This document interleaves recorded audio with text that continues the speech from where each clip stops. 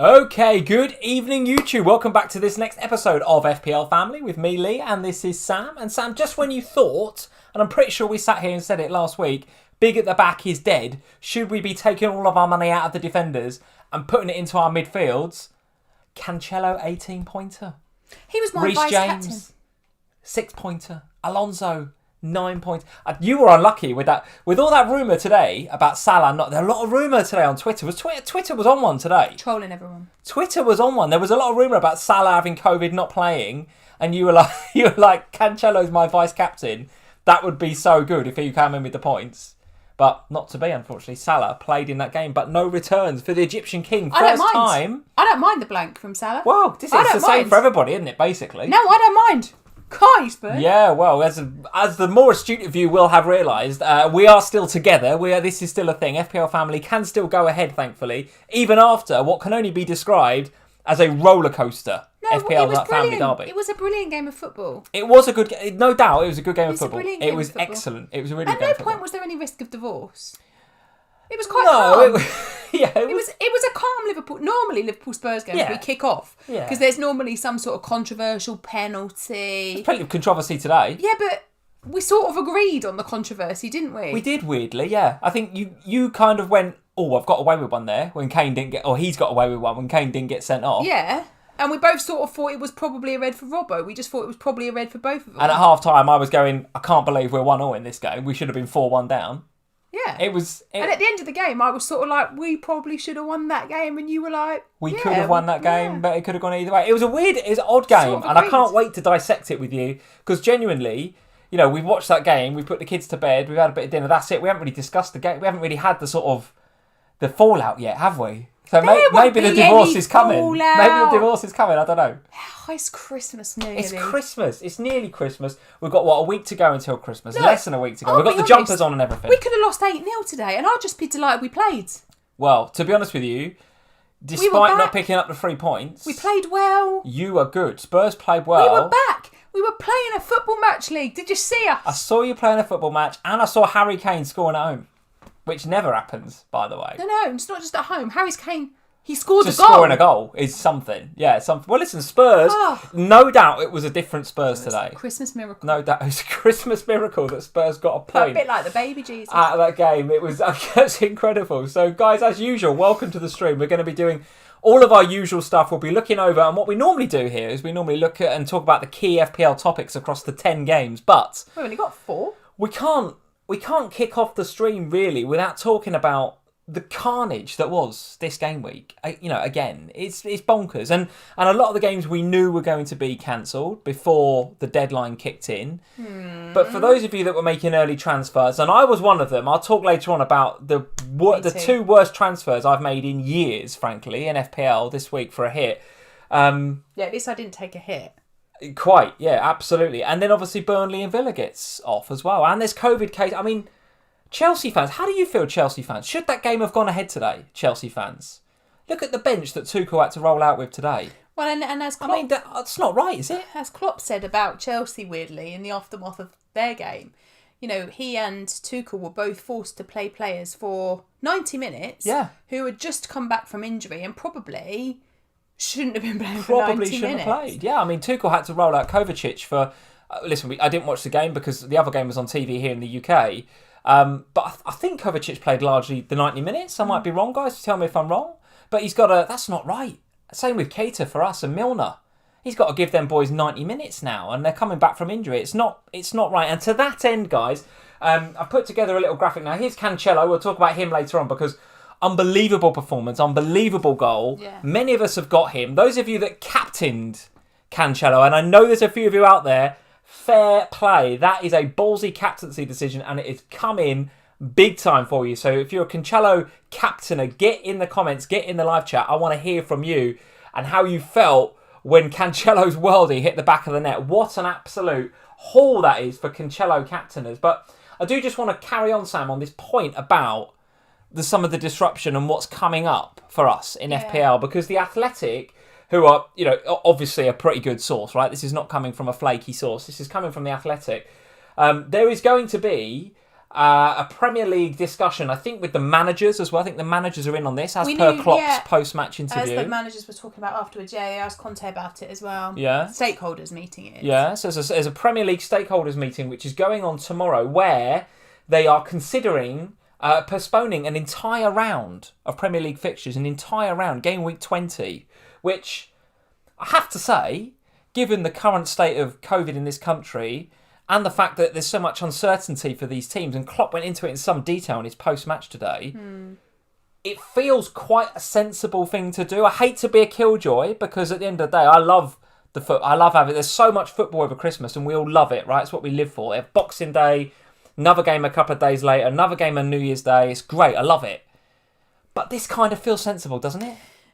Yeah. I mean, it's difficult, isn't it? Because, like you say, we do love the Christmas period of football, and I'll be brutally honest. On Saturday afternoon, I lost the plot with FPL. I totally lost the plot with it. As I don't know if Josh is modding, but he'll testify to it. I just lost it. Yeah. Like when that Villa and Burnley game got called off that late, I just lost the plot, and I was like, I don't understand how you can play FPL properly at the moment, because you're trying to make informed decisions based upon the situation you have at the time.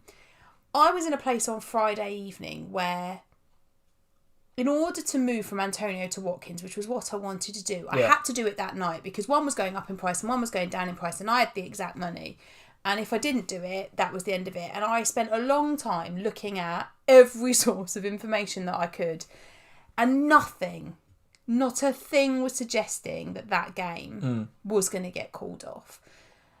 And when that happened, I thought, I'm literally done now, because I've got no transfers left. I've made my transfer. I've got 2 Villa players in Watkins and Ramsey. We don't know who it is. We don't know what's happening in the next round, whether they'll be back or not, who's going to be able to play. And for me, it almost killed the whole game week, because I was a bit like, I am just at a point now where... Well, this is the art of FPL, is it not? Well, you and I have played the game for many, many years, over 10 years each. And the consistent theme throughout the whole of the time that I've played the game, certainly, is you take on board all of the data, everything that you're watching, all of the information, be it from Twitter or from Fantasy Football Scout, from us, or from watching the games, everything. And you look at some data and then you make some informed decisions based on what you know is going to happen. Now, at the minute, that data is completely skewed, because you've got some teams playing, some not. Spurs have got like 6 games in hand or something ridiculous. They've hardly played in the last 3 weeks. Yeah. So there's, that stop or that rest, if you want to call it that, that's going to affect performances as well. And there's so much uncertainty with what's happening going forward, including potentially the postponement of a whole game week 20. Now, the one thing to say is we're all in the same boat. We are. And the thing is, there's that. A whole game week being postponed, I'm actually for that, because... Yeah. That's certain, isn't it? It's clear. Everyone's... And I can plan for that. And there can be a thought process that says, okay, this is where we are. Now, the bigger question for me is, why are we waiting for game week 20? This is a problem right now in the league. Like, we've got... It is for some clubs. We have to be careful what we say here, because for some clubs, it's a problem. Now, I read something on the Slack, actually, today from the patrons. And, guys, I would love to get your opinion on this, and I have nothing to back this up other than I think one of the guys put it in there from a tweet, is that the Premier League is, and we're getting a bit deep with this now, we'll get to the fun kind of FPL Family derby stuff in a minute, right? I do want to talk about that game, but the Premier League is criminally not criminally, you can't really say that, but the Premier League is under-vaccinated, right? It's under-vaccinated. When you look at the Bundesliga and La Liga and other leagues across Europe, they are not having games postponed. Well, part of that is because they are heavily vaccinated. They've got upper 90% vaccination rates within their players. The Premier League, from what I saw today, is in the 60s, right? 68% or something of the Premier League players. I don't know if this is a thing about, it's obviously staff. There's more to it than that, and I'm on thin ice, I guess, in terms of what I'm saying here. But if we are that under-vaccinated as a league, this is only going to get worse, isn't it? This is only going to continue. And I'm speculating because we don't know. We genuinely don't know if game week 20 is going to be called off. We don't know if 19 or 21 is going to have 5 teams playing or 10 teams playing. We don't know, do we? And I must admit, I quite like being able to say this because actually last week, and forgive me for saying this, guys, but when we went on the FPL show last week and on the official podcast last week, we were briefed about what to say, right? We couldn't really speculate because we don't know. We couldn't say, well, what if this game's off? You might not get that player because this game's off. We don't want to give false information. We don't want to give false information on the FPL show, but I'm here to say on our live stream, because we can, I'm playing FPL totally differently now. Are you? And that's the title of the YouTube video, is should we be playing FPL differently now? Because the way that I'll be playing it now is just week to week, basically. I'm going to be leaving my transfers until 2 minutes to deadline, when the site crashes maybe, or let's say 15 minutes to deadline, when I've got as much certainty as I can have about a game being on. Because I've been burnt this week. My transfers this week, I'll rip the band-aid off, let me just get it out there. I did Foden and Watkins in for a hit. What a disaster. I mean, Foden can happen, right? But Watkins having his game called off. I saw the night before they were both going up in price. So I was like, right, I'll get those 2 price rises and I guess I took a bit of a risk around the games being called off, but I saw it as a small risk, and there you go, Watkins' game is called off. Well, the thing is, mine, it wasn't even like I could afford for it to happen. It was either I do it now or I can't do it at all. It's really difficult, I think, at the moment, because obviously the most important thing here is the health and the safety of the players and the fans and the stadiums is as good as it can possibly be. And if that means games have to be called off, then games have to be called off. But the reality is, across the UK at the moment, COVID it's just everywhere. And we're at a point now where it's ruining the fun of FPL for me. Because really it's not about FPL. It's way more important than that, and it's bigger than all of this. Yeah, but we're an FPL show, so we can talk about it from that perspective. For what we do, FPL is such an important part of our lives that when this kind of level of uncertainty happens, like, it was bad enough having the 5 original games cancelled, but we had notice of that, and I was like, okay, I can kind of prejudge how many players do I think I'm going to need, and we talked about this on the show on Friday and on the pod on the show on Thursday and the pod on Friday. You can sort of judge how many players do you think you're going to need, what are you doing with the players, who are you bringing in, who are you bringing out. It's the last minute ones that literally throw. And we both woke up this morning. We were like, right, how many games are we going to get out? Who's of these 3? And who's off? Yeah. Are we getting all of our players out? Are we not getting all of our players out? So, I mean, I'm not close enough to the clubs to know how many of them actually need this break. But if you just take the UK, it's becoming quite apparent that something needs to be done across the country. So if the clubs need a break to keep games on, then let's just have a game week off and keep the games going. Yeah, okay. Well, there it is. I mean, look, we've got our usual happiness and joy that we try and bring to you here on a Sunday night. It's gone a little bit deeper than we normally would there to kick off the live stream, because genuinely this is a challenge for FPL going forward. It's genuinely a challenge. So keep your eyes, as usual. I think one of the common themes we've said over the last few weeks, whether it's here on stream, on podcasts or whatever, is keep your eyes on the news, guys. Keep your eyes on Twitter, because things are changing very quickly, very rapidly, with games being called off, 90 minutes before kickoff and stuff.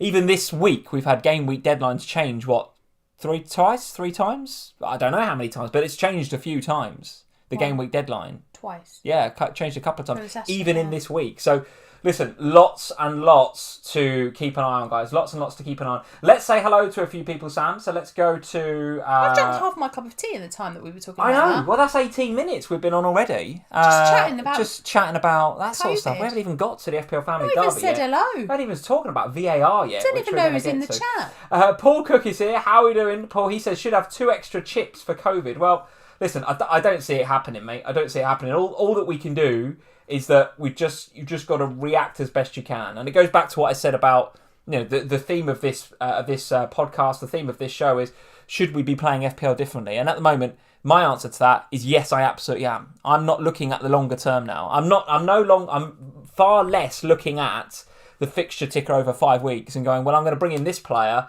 because he's got a really good next 5 weeks. I'm looking at, well, what's happening next week? I'm being quite reactive now to what is happening in the immediate future. 1 to 2 games ahead of me. Because anything can happen, right? Anything can happen. Brian is in. Brian Springer in as usual. Brian, very nice to see you. Martin Tricky Swash, one of our patrons. Martin, very nice to see you. As is the OG, Scott Schrager is here. Andrew Dark, very nice to see you. He says, lovely sweaters. Like the sweaters? Do we like a bit of Christmas sweaters? These are our... Not necessarily one for the podcasters. Sorry, podcasters. But we've got a... These are our Christmas jumpers from last... Christmas's FPL show. Yeah. I'm actually very hot. Do you know what? I said the same thing. I'm sitting here and I'm like, by the time we've done an hour here, I will be hot. Yeah. I'm already very, very hot. Right. Do you want to open the door or window? Because if the window gets open, you know what's happening. No, Swatkins is coming in. Oh, no. He didn't even play this week, so he will be here. No, leave the windows closed. Now, the Probably. I don't know. I mean, it's the winter. I don't know. But you can tell COVID hasn't been particularly... If I open the door, the cat's going to come in. You can tell COVID and lockdown hasn't been particularly good for me. This used to fit, this sweater. Now it's a little bit... Ooh, need to get back down the gym. Anyway, Sonny Forsberg. Hey, Sonny, how are we doing? Very nice to see you. Liam Healy. Evening, Lee and Sam. I did Foden and Watkins -4, same as you, Lee. There it is. I think it's a popular transfer. Over 1 million new managers, Watkins had. Genuinely, I'm not sure I've done worse transfers than that in the last 2 or 3 years. Honestly, it was a shocker. You know what's going to happen this week, don't you, as well? Antonio's going to go absolutely mental. Oh, don't. What's he got? Southampton at home. Could happen, couldn't it? Mental. Could happen. Well, I took Ronaldo out, didn't I? Ronaldo was my sacrificial lamb. Well, hang on. You sacrificed Ronaldo for this pile of nonsense. I did Ronaldo and Gallagher. Who's not playing until next Monday and will therefore probably be back from COVID isolation. Well, yeah, and I want him because he's got good fixtures, right? Oh, my life. I might do a -4 to reverse my -4 from this week. Oh, Lord.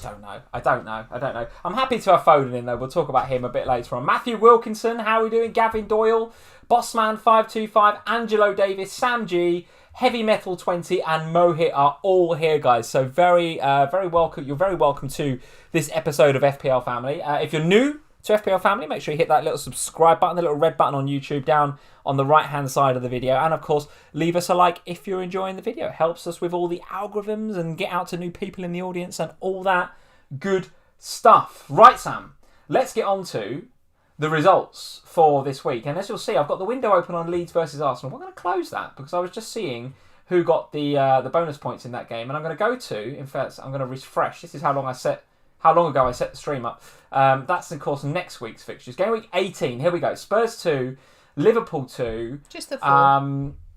Break it down. Go on. What was your view? I'll give my view, but I'll let you go first. I honestly thought it was one of the best games of football I've watched in a long time, and I thought that best game of the season so far. Yeah, for me it was. Got to be up there, isn't it? Yeah, really, for really me good. it was. It was a really good competitive game, which I think came about because we were both missing key players in the middle.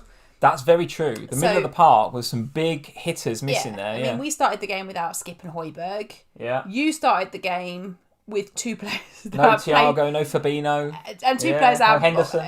And Cater and Milner, who had played for forever. So it was a weakened midfield. And you had the kid, Morton. Who got booked quite early on. That was a problem. Yeah. So the midfield was just a bit of a disaster. And but because that was a disaster, it meant that everything else was kind of attack. It was such a fast tempo game. I thought, well, from a Spurs perspective, I was really pleased actually because you never really know when you have a big chunk of time off what it's going to look like when they come back. Like, are they going to come back fully fit? Are they going to come back half asleep? Are they going to have long-term effects of COVID. Was it good they had a rest, or was it a break in momentum? We were good momentum before. Was that going to... And actually what we saw is good momentum continued. We played well. I think the break, if we want to call it a break, was potentially good for some of them. It gave Conte the opportunity to work with some of them, and there were some good performances out there today. I thought the ones that were supposedly, and we won't know because Spurs haven't announced, but the ones that were supposedly out with COVID actually performed well, so it didn't seem to be any long-term impact of that. Yeah. Overall, it was a good performance by Spurs, right? It's got to be positive. You've got to feel positive about that performance. Yeah, still wasteful going forwards, but much better. Again, we should have and could have scored way more than just those 2 goals today. So I thought it was a really positive performance against one of the best sides in the league. Yeah, well, I totally agree. One of the best games of the season to watch. I'd imagine. I mean, we were both emotionally invested in it. If I were a neutral, I think I would have said it was the best game of the season. Yeah. But I must admit, same as you, when I saw those team sheets and I saw the lack of the key, there was key men on both sides missing in that midfield 3, and all of a sudden I'm thinking, yeah, this is going to be interesting. This is going to be interesting. And there's no Virgil at the back for us. Fabinho is such a miss, right? And if Fabinho's not there, then Thiago will play there. And if Thiago's not there, Hendo will play there. So all of a sudden, Tyler Morton, who, by the way, very promising young player. Well, very, very promising young player. Had a great game at the San Siro a week or so ago. Came in, did okay. Had to play very tentatively because he got booked quite early on. And it was a booking, no doubt about it.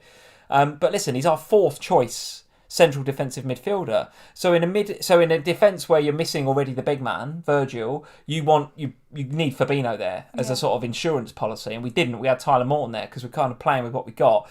And Spurs were brave, right? The way that Spurs set up was very brave because you didn't just go 3 across the front and have Kane up top kind of isolated. What he's done is Conte's obviously looked at that and gone, well, without Virgil van Dijk, I think if I play 2 up top, a proper front 2, which is what he played today, I can cause Liverpool problems on the counter-attack. And what we've got to try and do is get in amongst it in that midfield 3, win it there if we can, take risks because there will be some gaps there from a Spurs perspective, without Højbjerg, without Skip. But if we can win it in those key areas, and you did, because that Liverpool midfield 3 was missing, then it was, bang, space on the counter-attack. And every time you got the ball, and even like Harry Winks was picking passes, right, which never happens. And when Skip come on, and Ndombele for the goal, what a pass! Yeah. What a pass! Because all of a sudden you had the freedom and the space because of our midfield 3 to do it. And Kane and Son, if you look at some of the heat maps, guys, go to the Fantasy Football Scout members area, have a look at some of the player heat maps for this game. Son and Kane, absolutely a 2. Under Conte, we've seen the 3 quite a lot, but it was absolutely a 2. And the 2 players that were wide were brave in the attack, but they also worked pretty hard to get back. So I thought it was a cracking game. Either side could have won it. Spurs could have been 2 or 3 or maybe even 4 up at half time. Some of the chances that you miss in the first half were unreal. Or the Alisson save, that Dele Alli save. The Alisson save, I must admit, we both sat there and went, how's Ali missed that? Oh, I shouted a lot at it. But it wasn't. It was a great save by the goalie. Yeah, until we saw it from the other angle and I was like, right, let Top save. Yeah, what a save. And actually, I can't say too much negative about Alisson because he dug us out of a few different holes. Yes, the second goal, Son's goal, of course it's his mistake. Of course it is. But he did enough throughout the rest of that game for us to overlook that mistake a little bit, right? He saved us many, many times. However, it is a very different game if Harry Kane gets sent off. Is it a red card? Yeah. Yeah, it is. All day long. So why doesn't he get sent off? But right, so this is the one thing we have disagreed on here because you blamed the ref. Now, in my opinion, I didn't blame the ref because the ref's seen what he's thought he's seen and he's yellow carded him. And VAR has looked at it and said, that's fine. And I was fine with that until the Robertson one.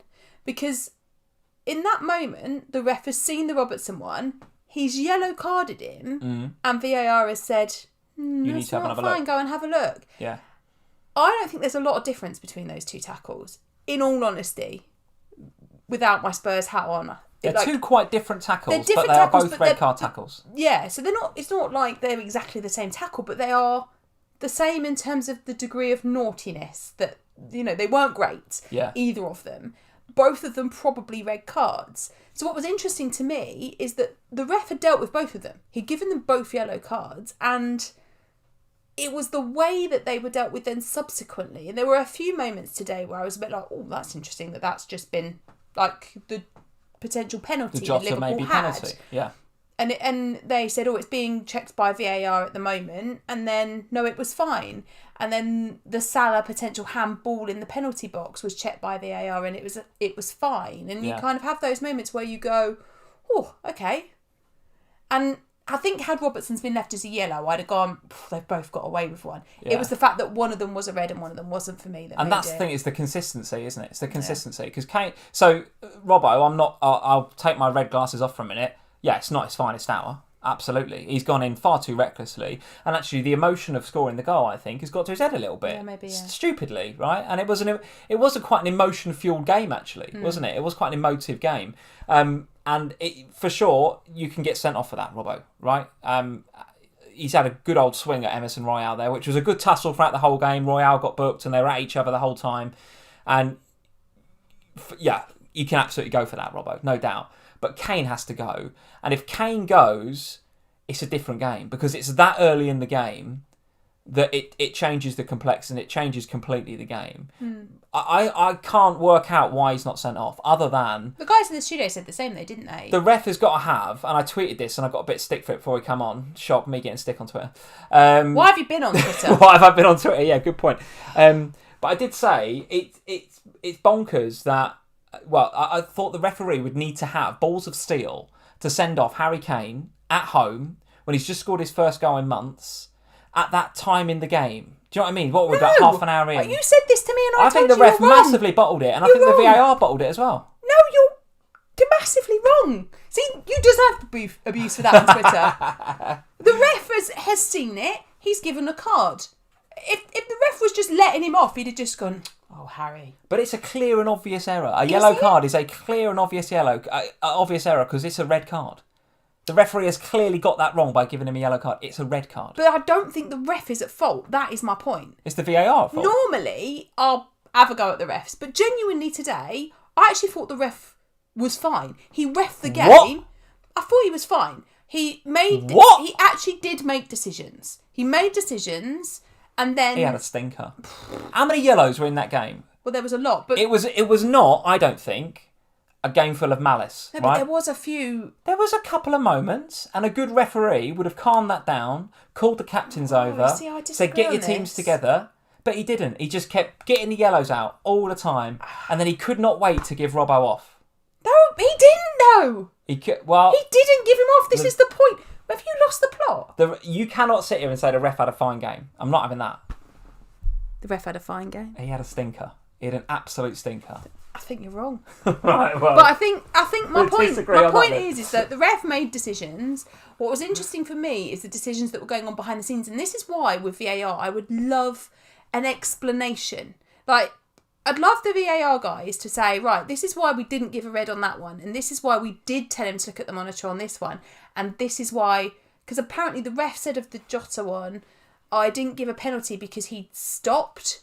Yeah. And therefore he'd stopped to win the pen. But as Klopp said, what's he talking about, by the way? To make the shot, hasn't he, rather than to win a pen. But it was. I would love to be able to be. I'd love to understand the VAR decisions. I think that's the thing that I really miss with VAR is understanding why these decisions get made. Yeah, we've had a super chat, Sam. I've got to answer the super chats. Guys, what we'll try and do is, if you want to send us a super chat, thank you very much. We really appreciate it. What we normally do towards the end of the show is we'll do a Q&A.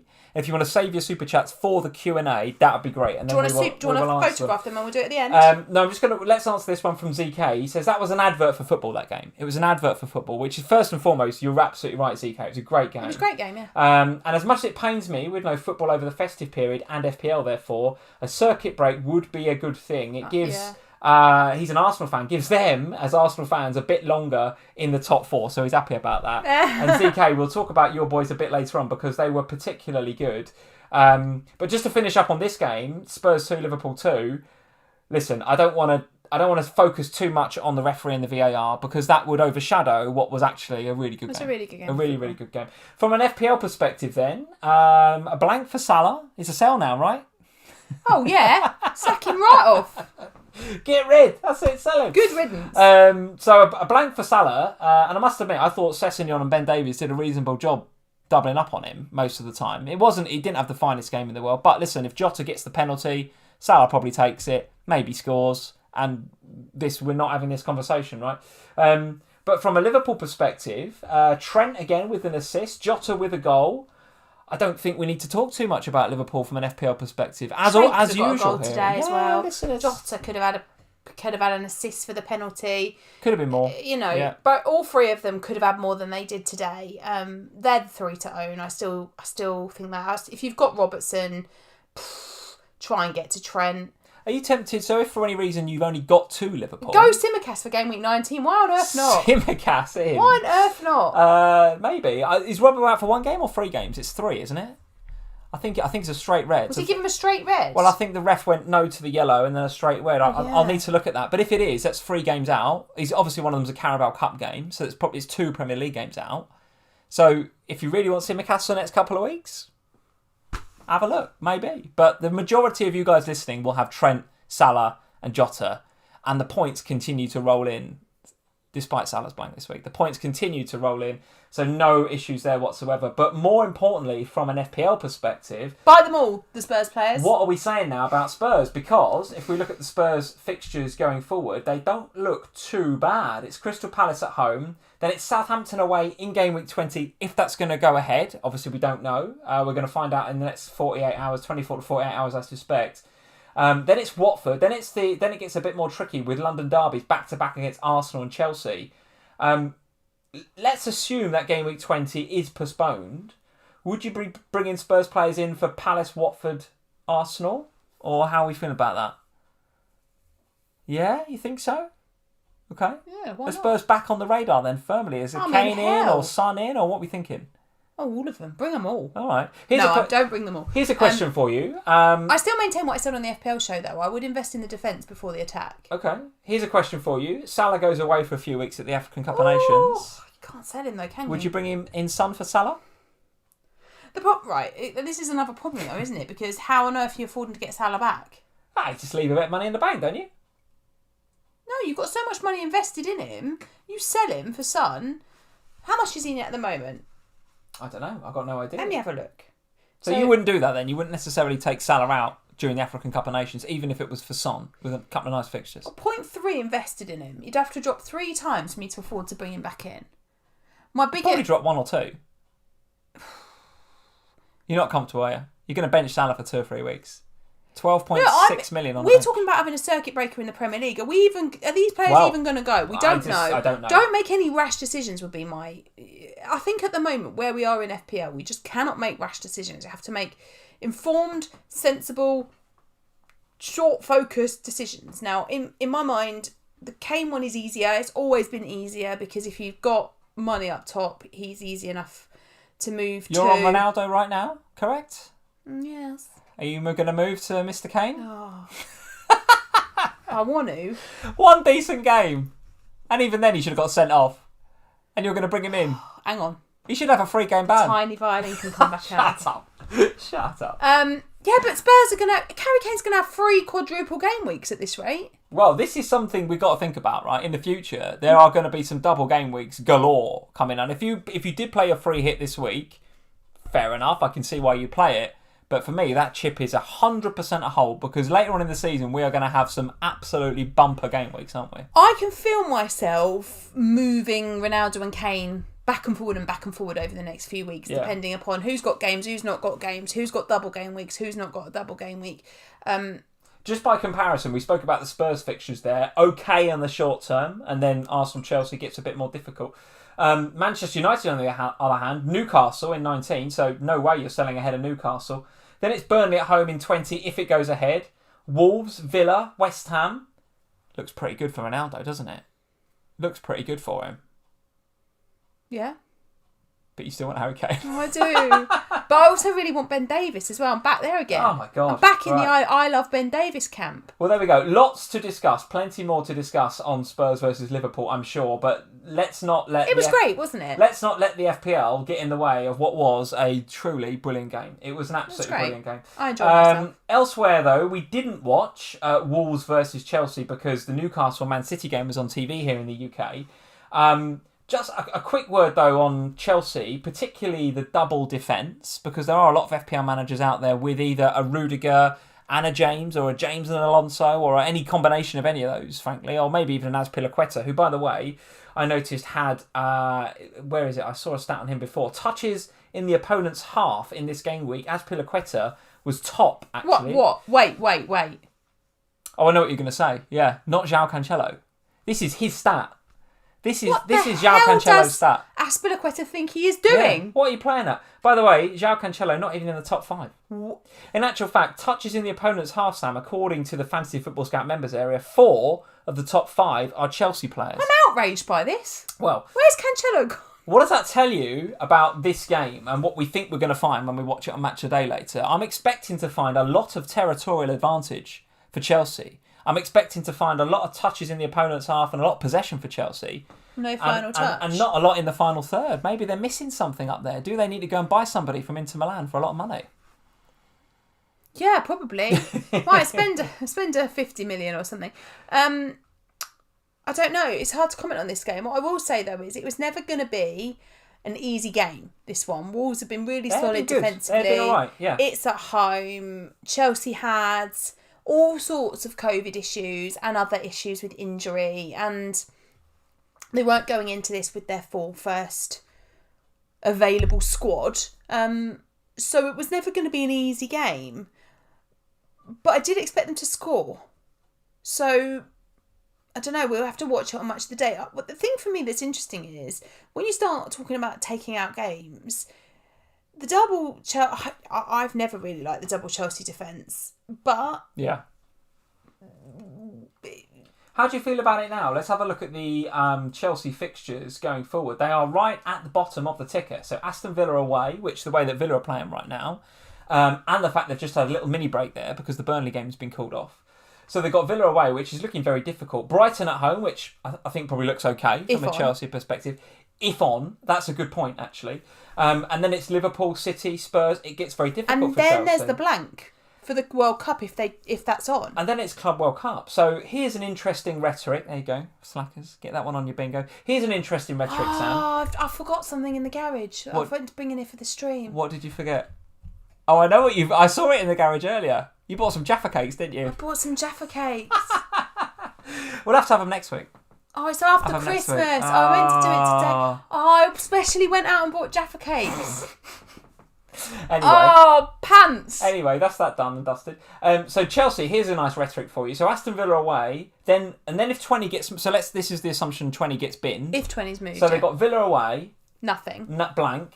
Liverpool, City, Spurs, and then some blanks.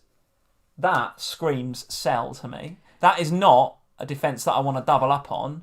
Despite the clean sheet today, I think that's the first one in 4 games, maybe 5 games. Never mind now. I don't want the single, let alone the double up. Well, this is it, and that's part of what I was going to ask you. Is is this selling Rudiger territory? Yeah. Is this selling Reece James territory? Hello, Ben Davies. Welcome to the club. Oh, come on, man. Come on. Is that what we're saying? Is this, Chelsea are just an all-round sell now? Are we forgetting the fact that they're the 3rd best team in the league and actually having a good season? But we've just sat here at the beginning of the stream and said you have to play FPL week to week right now. Sure. So you have to play based upon the fixtures that the teams have in front of you. Now, going into game week 19, fine. Happy to have Rudiger. If 20's off, going into 21...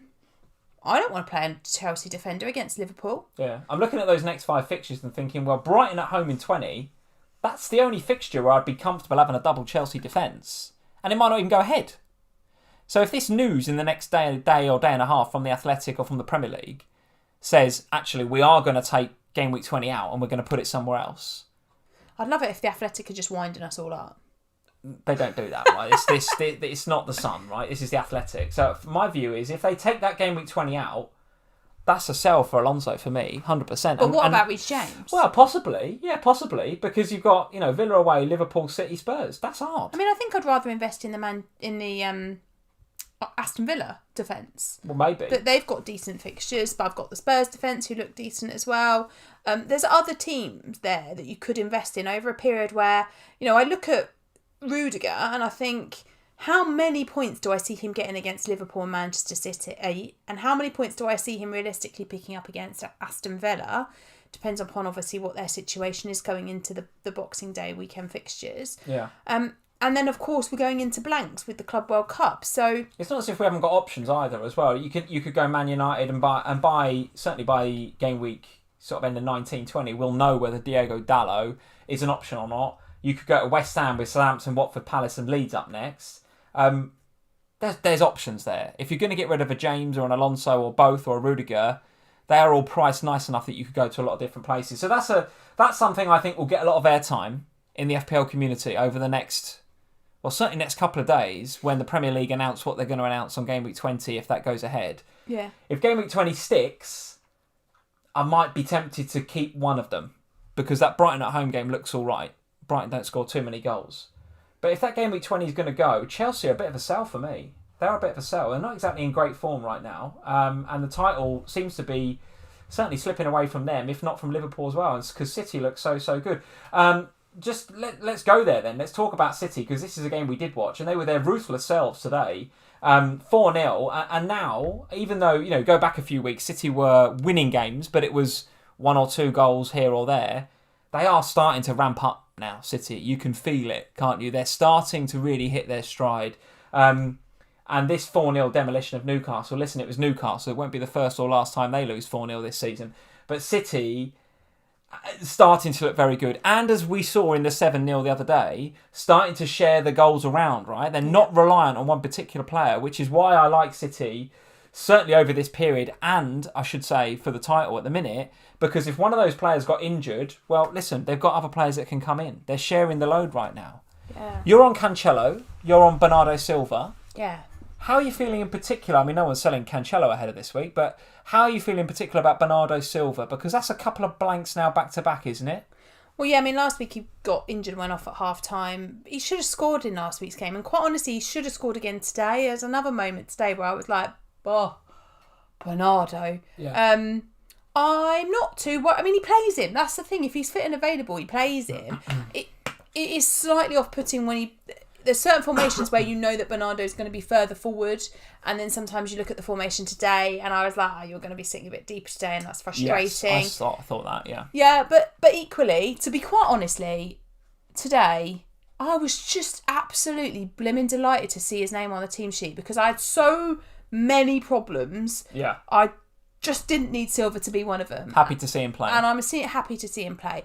And I think, I don't have any money in the bank, so moving to the likes of Foden or Sterling or KDB is really difficult to do, because it means taking hits, moving other players around. And at that moment, when Pep said they were fit and available, I was like, that's it, you stay. And I hope you get some minutes. KDB looked great again, didn't he? He I did, know, he I'm did. just looking down here. No FPL points, No, right? but So he was only great. a 3-pointer for De Bruyne, but whatever he had, whether he had long COVID or whatever it was, it feels as if he might have shaken that off now, because not only is he looking really, really good, but we're coming into a period of the season where we've got a ton of games, and Pep's almost got a fresh Kevin De Bruyne, fresh-ish, for the second half of the season, which, by the way, is frightening. It's almost like he's got... mentally he's in a better place. Like, I don't think he was ever not in a good place mentally, don't get me wrong, but it feels like he's really enjoying really enjoying his football again. Like the last 2 games you've seen him, he's been out there, there's been a bit of swag about him. He clearly is feeling better. Now listen, Leeds and Newcastle, right? Let's not get ahead of ourselves, but he has looked good. And I mean, Newcastle were dreadful. The first goal. Talk me through that first goal. We tell our 8-year-old who plays in goal for London Colney Colts on a Sunday league at an under-8s level, communication, come out and get it. You're the goalkeeper. Command your box. But he clearly... That was so bad, first goal. The way that Shocking. the defender looked at the keeper afterwards, it was almost like the keeper must have said something, because the guy almost stops. He almost jumps to go and clear it. Yeah. It's almost like he gets a call and then he just looks at the keeper as if to say, what the hell are you doing? It was so bad. It was awful. It was so bad. And you can't... It's suicide to do that. You might get away with it with some clubs. You won't get away with it with Manchester City. Correct. So if you were to, and here comes the $1 million question that we keep asking ourselves every week, if you were to buy into a Man City midfielder now, which looks like a very sensible thing to do, and I'm in on Foden, you're in on Bernardo, who would you have? Clean slate, you'd have Cancelo and? Is money no object? Yeah. KDB. Kevin De Bruyne. You'd go there, would you? Despite no points today, you still fancy Kevin De Bruyne. Much to talk about from a Newcastle perspective. They're going to be a very, very rich club in the Championship, aren't they, at this rate? I actually find the whole thing a bit orcs. Bit awkward. Why? What do you mean? I mean, they've just got all this money and they're still gonna rubbish. go down. I mean, hopefully come January they're going to sign somebody, but who's going there? Who is going there with the thing that you've got to try and... I mean, they've got 10 points? Forget about it. You can see Jesse Lingard going there, right? No, I can't see Jesse Lingard going there. Of course you can. Jesse Lingard does not... £300 a week, he'll go anywhere. He does not want to go and play in the Championship. He's not going to play in the Championship. They'll get him in January For for £500,000 a week. Do whatever you want, Jesse. Do your little pipey dance for a little while. Same as he did at West Ham last season. Take him on loan? On loan or something, right? Maybe. Well, if he goes on loan, maybe I could see it. I can't... He's not going to move there. No one's going to move there. He could move there with a clause in his contract that says you've got to bin me if you go down, something like that. I could see it happening. Jesse Lingard, classic Jesse Lingard, right? Back end of last season, needed a big money move or a big contract, didn't he? And how good was he second half of the season for West Ham? He was fantastic. But how many times did I sit here and say he's actually rubbish? He's actually rubbish, Jesse Lingard. But he was just playing in great form because he wanted a load of money. Now here's the opportunity to go to Newcastle, get a load of money. He's been crap this first half of the season. Now I appreciate Ollie's... It's a bit hard on Jesse Lingard. No, it's not. Trust me, I know. Trust me. He isn't getting game time. He can't be good if he's getting no game time, can he? Trust me, Sam. Trust me. So Newcastle, nothing to discuss from an FPL perspective. I feel a bit bad. Speaking of players that are better, that are worse than their performances show, Aaron Ramsdale in with a 2-pointer this weekend. What's that about? Bit of a shame. I mean, that was such a game week 18 thing to happen, wasn't it? I loved this guy, honestly, and I was listening to 2 points. We're not even a save point. Was it you and Az on your Q&A were talking about this guy? And I think Southerns has got the same. Mark Southerns has got the same. Yeah, he doesn't like him either because he thinks he's It's the same thinking as me, right? Ramsdale, absolute disaster of a goalkeeper. This guy. What is wrong with you? You've been a bit harsh on people. No, I don't. What's Ramsdale done? I do this every week, and I'm going to stop negging on Ramsdale. But the guy is just erratic, right? He is erratic, and he pulls out saves when actually he should just pick it up, right? It's all for the cameras. I don't care though. He's a massive. That's the save point in FPL. He's great for FPL. Don't get me wrong. Get him in FPL. Make he's brilliant. Make as many saves as he wants. I don't mind. In FPL, he's brilliant. What I particularly liked about when Ben White absolutely killed Gelhardt for the penalty, which was the most Stonewall penalty ever given. Did you see White and Ramsdale? They get up and sort of give each other a fist bump as if to say, yeah, good tackle, well done, good tackle. And then the ref gives a pen and Ben White's like, what? What? It's like Ben White. That is the most penalty I've ever seen. The best bit about that game is that you actually couldn't lose in that one because it was your player versus your goalkeeper. And at one point, just before Raphinha took it, you went, just don't miss the goal. Oh, because if he'd have missed the penalty and Ramsdale hadn't have saved it... The penalty gets given and Raphinha's about to step up and I'm just like, right, if he scores, it's points. If Ramsdale saves it, it's points. Happy days. And then in my head, I was just like, if he places it over, I'm having a stinker. I'm just like, oh my God. And I was just like, just get it on target, Raphinha. And actually... why is Raphinha taking penalties? I thought he was like the 5th choice and wasn't clicked on the pitch. I don't know, but Raphinha has scored 3 out of 3 penalties now and looks pretty good for penalties going forward. I'm assuming Bamford takes him when he gets back. Is he ever coming back? At some stage he will, but Raphinha is great for penalty kicks, right? So despite the fact I've wanted to sell this guy for 3 or 4 weeks, he's now returned. And actually, I had to look at the Leeds fixtures. They're all right again now, aren't they? Raphinha owners, get in the comments, let me know what you're going to do with him. But I was looking at the Leeds fixtures, and okay, it's Liverpool next. I don't really like him for that. But then it's Villa at home, Burnley at home, and Newcastle at home is 3 of his next 4. So I might be inclined to keep him. Will Van Dijk be back? For what, the Liverpool game? When do you play? Yeah, we've got quite a long break now until the Boxing Day games. When do you play? Saturday? Sunday? Boxing Day, isn't it? Sunday. Everyone's playing Sunday, Boxing Day. No, Manchester United aren't. They're playing Monday. Oh, are they? Okay, well, we're Sunday. You're playing Sunday? Yeah, so Van Dijk will be back. So he should be back. So will Fabinho, yeah. Yeah. So, anyway, the long and short of it is Raphinha, despite Leeds being... You've got other things to deal with anyway.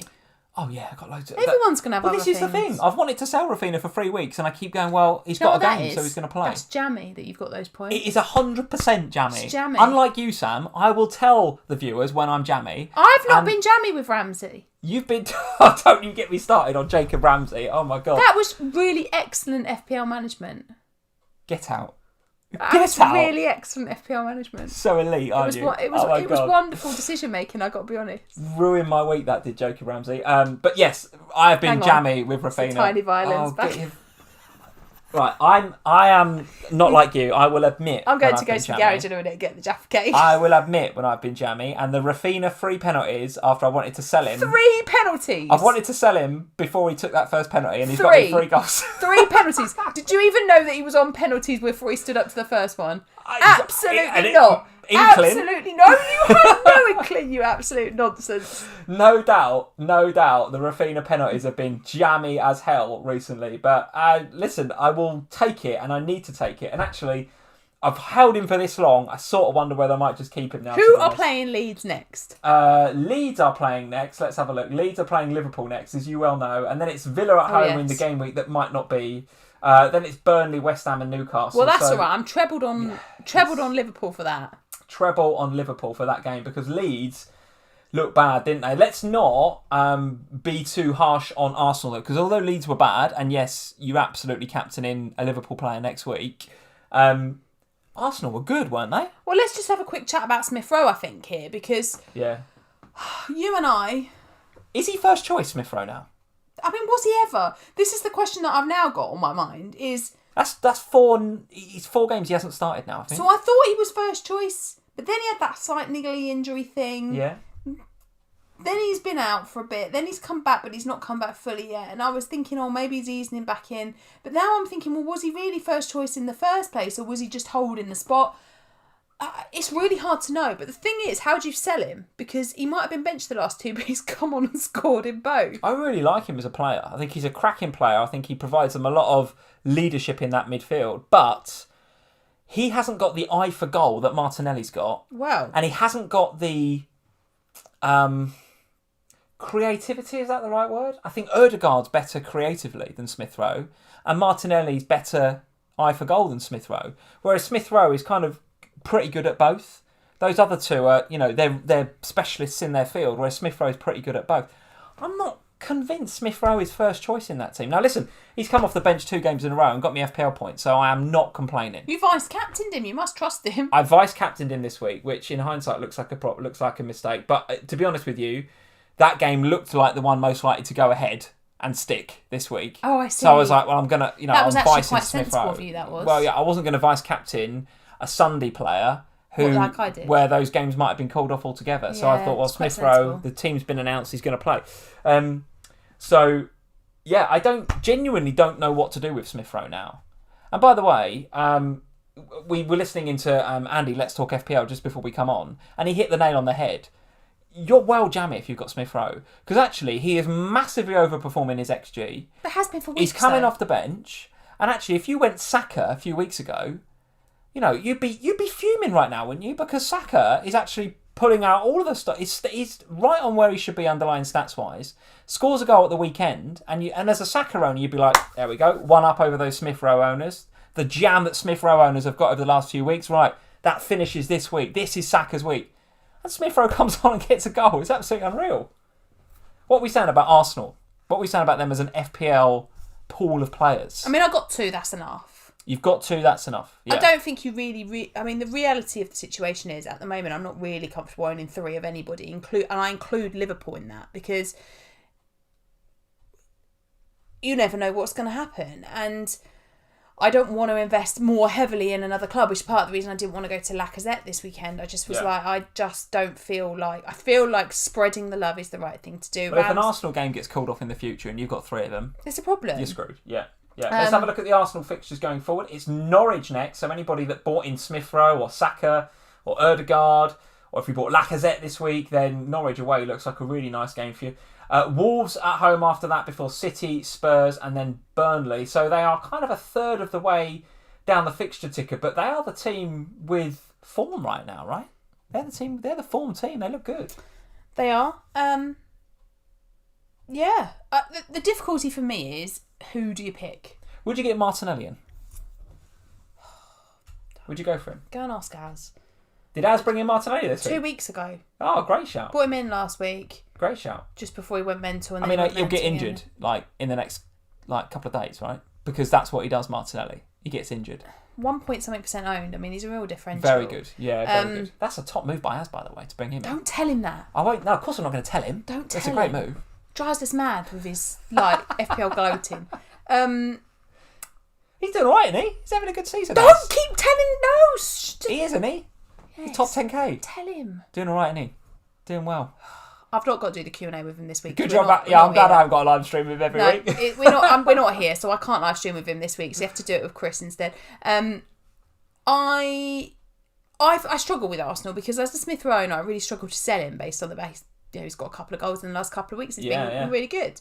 But I do think that there are potentially better options at Arsenal. But at the moment, I feel like there's bigger fish to fry everywhere else. Yeah, you can tell Az when you see him that Gabriel Martinelli was top for XG overachievers this week. Had an XG of 1.05 and ended up with 2 goals. So his delta of 0.95 was the most of any player. So very, very jammy Martinelli owners. He won't care. It's a good shout. And those of you that got Lacazette, he, by the way, is top for XG underachievers. Well, he should have done so much better than he did. He was on XG of 0.95. Wasn't he on the list of players you nearly got? Yes, he was. Yeah, yes, he was. And I got Watkins instead. So, yes, very happy about that. Very happy about that. Let's move on, Sam, because we're already at more or less the hour and we've just spoken about these 4 games. Goodness knows where we'd be if there were 10 games on the roster. Let's talk about our teams and then we'll get on to the Patron question. So let's talk about your team first. Talk me through it. 51 points. I'll be honest. A smallish red arrow down to 132k. I've taken it. 100%. In a difficult week, right? In a week where I had 8 players. Yeah. Yeah, 8. Yeah. I'm actually quite delighted to get 51 points, to be honest. Fair enough, Could have been, it would have been so much different actually if Salah hadn't played, and then I just had those Cancelo. Oh, if you'd have got the Cancelo vice captaincy, that probably would have been a green arrow. I think I'd have just. I wouldn't have. We wouldn't be here right now. What would you have done? I'd just walked out. The set of circumstances. It's like 5 days before Christmas, and you'd have walked out. Oh, easily. I'd have taken my jaffa cakes and gone. No, you wouldn't have been given the jaffa cakes. the set of circumstances for you to get Salah not playing and Cancelo double 18 points. That would have been the end for me. That Do you know what time it is? That would have been the end. Get the violin out, God. I don't even care. Tiny violin. Talk me through your team. Go on. Yeah, I mean the back 3 did me proud. Big at the back, looking good, right? That went well. The rest of them, to be honest, I'm just pleased to get out. Just happy to have a game. I'm just happy they had a game. I feel you. I get you. And I'll take my 51 points, and I'll say thank you very much. On to the next. And I'll take the red arrow, and I hope that the rest of my players are back for game week 19. All right. Well, I'm looking at your team and I'm thinking, well, it looks all right for the next game week. You stick Ronaldo in that team and it looks absolutely fine. For next week, it looks fine. It's a little bit Spursless, which is a bit of a problem to me, and I really would like to fix that. I hate not having a single Spurs player in there. It's why I had Ollie Skip for so long. So there will be some Spurs incoming at some point. You so want Ben Davies, don't you? Just get a Spurs defender, will you, and be done with it. I am fully loving on Ben Davies at the moment. I don't know why. He'd be surprised. Anyway, 51 points, an overall rank of 132k, a smallish red arrow, so not bad for you this week. Not bad. For me, 66 minus my 4-point hit, which was my Foden and Watkins in for a hit. What an amazing move that was. And not only did I do that move this week when I should have done it the week before, but also I don't want them for next week. What I'd really like for next week is Ronaldo against Norwich. So you're going to reverse it? No, I don't know. I've done it now, haven't I? And actually, having a Man City midfielder, having had the rest now, you've got to think Foden's coming in, isn't he, for next game? So it would be weird of me to sell Foden now, but I'm sort of stuck with Watkins against Chelsea. You could take one of your Chelsea defenders down to Ben Davies, and then oh my God, and then you could go back up to Ronaldo. I don't think I can. I don't. That Where would did you move up to Foden? Well, it was Gallagher, I think. So I know I got a couple of million out of that. I got some money in the bank as well, but I've lost track of how much money's in my bank. But anyway. Here's my team, pretty happy with it. Big at the back is absolutely in place and loving it. So Alonso with the 3 bonus points, despite no FPL returns for him outside of the clean sheet, means that presumably he was getting in all sorts of good areas and creating chances and stuff. So again, got a decision to make with this guy. Salah obviously with the blank, but massive amount of jam from Smith Rowe and Raphinha, so I'll take it. Overall, an all right week. 66 down to 62 with the hit. Leaves me at 248k, which is a rank change of about 18%. So I was at about 305k before, now at 248. So it's a good week. I'm pretty happy with that. I'm looking at my team though, and I'm thinking, well, do I want double Chelsea defence ahead of that run for all those reasons we mentioned before? Do I now stick or twist with Raphinha, given that I've been ultimately very jammy with him over the last few weeks? Do I take that jam and keep? Or do I take that jam and run now that he's got Liverpool? I don't know. And then I've got Smith Rowe. Is he first choice? Is he not? I haven't got any Manchester United ahead of their decent upcoming run. So all of these thoughts are in my head at a time when, frankly, we don't really know what games are going to go ahead or which players are going to get COVID or what's going to happen. One thing's for sure, doesn't feel like the COVID situation in the UK is going to get any better. Not quickly. Over the next few weeks. Not quickly anyway. We've got Premier League making decisions on whether to cancel whole game weeks or not. I, for one, am going to take this 66-pointer, bank it, have a great Christmas, and probably not worry about my transfers until Boxing Day. I thought you were walking out the door. Well, no, that was if your vice-captain had played. Then that would have been... So you're going to stay now, are you?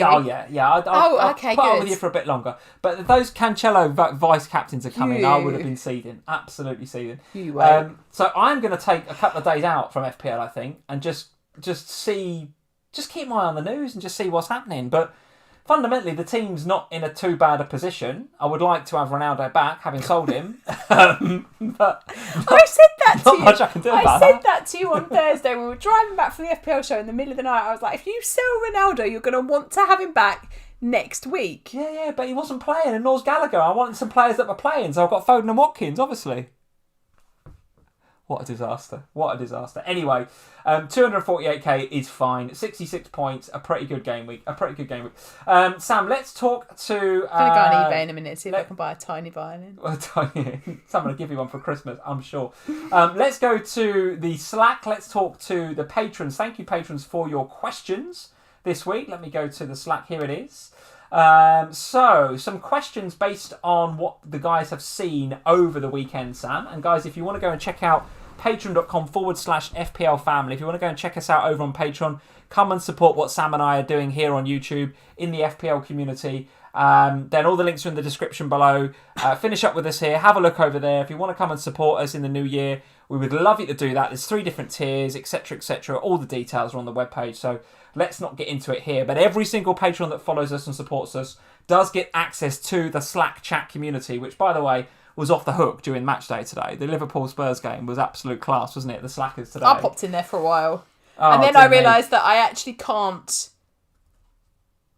stay neutral during Spurs No, I know. in the Slack. And I thought, I better stop talking The guys don't want you to be neutral. They want that. I went in there. When Kane scored, I just appeared. I appeared in there, shouted some stuff about Harry Kane. Right. So let's get into some of these questions from our Slackers, guys. Allah Hamade, thank you, Allah, for the question. Is Bernardo finished now? We touched on it before. Finished? Is the fun with Bernardo finished? Should we be moving on to somebody else? How are we feeling about that? No, I don't want to get rid of him just yet. No? I don't think it's over yet. Okay. I do think it depends on the formation that he plays, but we haven't seen this formation before, so I want to see what happens in game week 19. If we see this formation again in 19, then yes, probably it is time to sell Bernardo. But if he goes back to playing that more attacking role again in game week 19, then I would want to hold him. So okay. I'm going to wait one more week and see what he does. All right, very good, very good. Karan Suresh, thank you, Karan, for the question. He is saying, if you owned both Chelsea wing-backs, which one would you move on? Well, that's got to be a question for me, hasn't it, with Reece James and Alonso? Yeah. And I really like the comment, actually, by Sam O'Sullivan. Thanks, Sam, for the comment underneath it. Alternatively, with Kante back, should you actually hold both wing-backs now? And I think there's no doubt that Kante back makes a big difference for those guys, and maybe we'll see that in some of the highlights later on when we watch the highlights of the Wolves game today. Certainly with Alonso getting 3 bonus points, you've got to think that actually he was being given licence to go forward, as he usually does, with Kante kind of filling in for him. But I go back to the conversation we had about the fixtures. Villa away, then possibly a blank in 20 along with the rest of the league, and then Liverpool, City, Spurs, and then it's a Club World Cup. That doesn't feel like a run that you want to have 2 Chelsea wing-backs for. Very difficult to know which one to sell. I think I probably would sell Alonso, just because I think Reece James has done enough for us over the weeks that he's played to suggest that he's quite an explosive asset. However, Alonso gets the bonus points today. So it's quite a difficult one to do, actually. Quite a difficult one to say. But gut feel for me right now, it would probably be a sell Alonso ahead of that fixture run. But, as you quite rightly say... I'd sell both. Would you? What about Rudiger? I'll sell him as well. You sell him as well. This fixture run is enough to put you off a Chelsea defence. Well, stop. I'm waiting, obviously, until the very last minute. Yeah. Till I've had some taboos on Boxing Day. Oh, don't taboo an FPL, whatever you do. And then I'll go rogue. But I think my personal opinion right now is thank you for the points today, Rudiger. Thank you, Reece James and Alonso, for those of you that own. But now's the moment. Right. Okay, there we go. Move it on, Sam says. Move it on. Alex Young, thanks, Alex, for the question. Game week 19 captain, Sam. Early thoughts. Ronaldo at Newcastle, Salah or Trent at Leeds, or City at Leicester? Salah. What are we saying? You're saying Salah against Leeds. I would say yes. At the moment, the way Leeds are playing at the minute. I've got my captain's armband on Salah and the vice captain's on Ronaldo, just in case Salah gets a rest. Yeah. The way that, not just the way Leeds are playing, but they are decimated by injuries. I saw a tweet, or it was like a meme today, and really, it was like really bad. That Leeds were a bit like Father Christmas at the moment. They just keep gifting 3 points to everybody. Well, the squad is decimated, isn't it? They've got so many injuries. It's really unfortunate. They had a 15-year-old on the bench, didn't they, at the weekend? Oh, I love them. Yeah. Well, I feel sad for them. I don't. It's tough at the top. Leeds are getting used to it. I would go with Liverpool. Yeah, I would absolutely go with Liverpool still. Ronaldo at Newcastle is tempting, but I don't know. You can't. I don't know if you can back against Salah. It is effective ownership. Not that should be your determining factor in your decision making. So he'd be raging. Well, he'll be ready to score again, won't he? He'll be ready to score. Amen, thank you, Aman, for the question. Thoughts on Smith Rowe, given he hasn't started in the last 4 games? Well, we mentioned this, right? Can't Smith say Rowe, that, can you? 2 goals off the bench. I don't know, can you? Surely Arteta's going to go, Mill, legend, get on that starting 11. He's only a Martinelli injury away from being a regular starter in that team again. And if sure his eggs, Martinelli will get injured, no doubt about it. Sam O'Sullivan then follows that question up with, is Salah finished? ? Winky faced emoji. 1 blank in 18, isn't it, for Salah?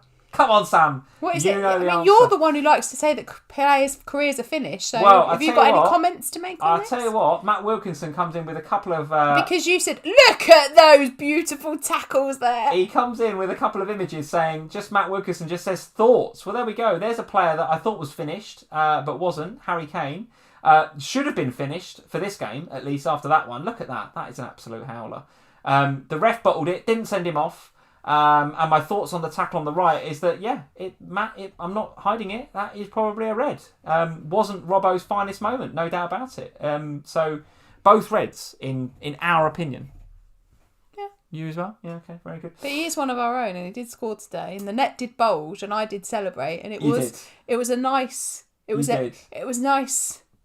Warm the cockles of my heart, it did. Andrew Yee is saying, thanks, Andrew, for the question. Are Spurs back, Sam? Are Spurs back? Were we ever gone? Notice that he puts back in inverted commas, so I don't... We weren't gone. That's why. We were never gone. We never left. Andrew. We just physically left while we recovered, but we never actually left. We're always there. I mean, when you look at the league table, it looks like we're in trouble a bit, but then you look at the goals in hand column and you realise that if we win all 3... Oh, dear me. Yeah, well... And we could... Is this...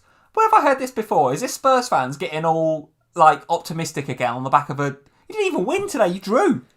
And we're also still waiting to hear what the ethics board have got to say about what? The Conference Cup and whether we're still in that or not. Are you still in the Jaffa Cakes? Is that still a thing? Stop it. The ethics board are currently dealing with it. What does that mean? I don't know what that means. Basically, the game has to be played by the 31st of December. Right. But Wrens are being Wrens about it. And they're saying... kick them out then. And they're saying, we can't play after the 21st of December because we're on break, winter break. Right. And then we're going, well, where are we supposed to play then? Because we've got the Carling Cup. Well, it's not called that anymore. The League Cup in midweek. Yeah. And then we've obviously got the game on the Boxing Day fixture. So now it's gone to the ethics board, and they might ethics board. Yeah. Now they might get fined because they won't be flexible around health and safety of other teams. The answer is quite clear for me. And we might have to play in January. The answer is quite clear for me. Is that no one cares about that competition. But I do care. Bin and both, because no one cares. I do care, and I want to win it, and therefore I think we should be no one cares allowed to play in January. No one cares. Or make Wrens play during their winter break. Okay. or just let us go through. Please, can we move on from the Europa Conference League? People are dropping off of the live stream like flies because they do not care. No, they do care. About the Europa People Conference care. League. You're the only one. Where's the Jaffa cakes when we need them? I bought them so I can throw them at you when you start. Right, here's a question from Matt Wilkinson. Last question we'll take from the Slackers, and there's a nice Jaffa Cakes gif here, which I really like. Matt, thank you for the question. Should we be less scared of taking hits? There's a nice question. That's a sensible question. I like that. Should we be less scared of taking hits? Should we be a bit more reactive, a bit more off the cuff? If we have fixtures, games that are not on, should we be reacting to that with taking hits, or is that too risky a strategy? How do you feel about that? But it's hard, isn't it? Because for example, on Saturday afternoon, I think you feasibly could have taken a hit for an Arsenal or a Leeds player, because we were at deadline and, we were 90 minutes before deadline, and you would hope that 90 minutes before deadline the game's going to go ahead. But can you take a hit for a player that's not due to play for another 24, maybe longer hours? So, on Boxing Day, when we have a deadline, I presume it's going to be at 11 o'clock because I imagine it's a 12:30 kickoff. You can't, if things go wrong again, we've got games off, you've got a fixture on Monday night. Yeah. You can't take a hit for a player on Monday night because you don't know what. So yes, I agree with you. We should be able to be proactive. We should be able to take hits. We shouldn't feel scared of taking hits. But equally, you have to balance the taking the hit with whether that hit is likely to pay off. So a hit for a goalkeeper, definitely not. Because they're only going to get 6, probably. They might get 7, but they lose the clean sheet and you got -2 from them if you've taken a hit effectively. Okay. It's not worth it. A hit for Salah, a hit for Kane, a hit for Son, maybe it's worth it. A hit for a player that's back from COVID. What about a hit for Foden and Watkins in for a -4? Is that sensible? No, that sounds absolutely blimmin' awful, and I don't know anyone that would possibly do that.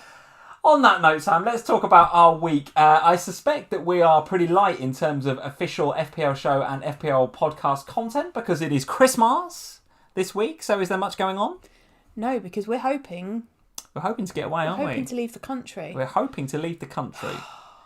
I don't know whether we're gonna need 2 negative tests because we are travelling to Finland on Tuesday, to northern Finland, to Lapland. We're going to Lapland on Tuesday, but we are only going if we both test negative. If one of us tests positive, it's off, and I'm here moaning about Ollie Watkins for another week. so, yeah, not a lot of FPL show and podcast stuff going on. Nothing. But We've literally got the week off this week. We will obviously be back on Sunday. Yes. For our normal live stream. This time next week, we'll be back. Talking about our trip to Lapland. Well, if there's no game week 20, we might be. Yeah. If there's no game week 20, what are we going to be talking about? I don't know. Talking about... We've also got the League Cup this week as well. Yeah. We're talking about how many Jaffa cakes we've eaten over Christmas. That perhaps. I bought you 40. What? 40? Why have you got 40 Jaffa cakes?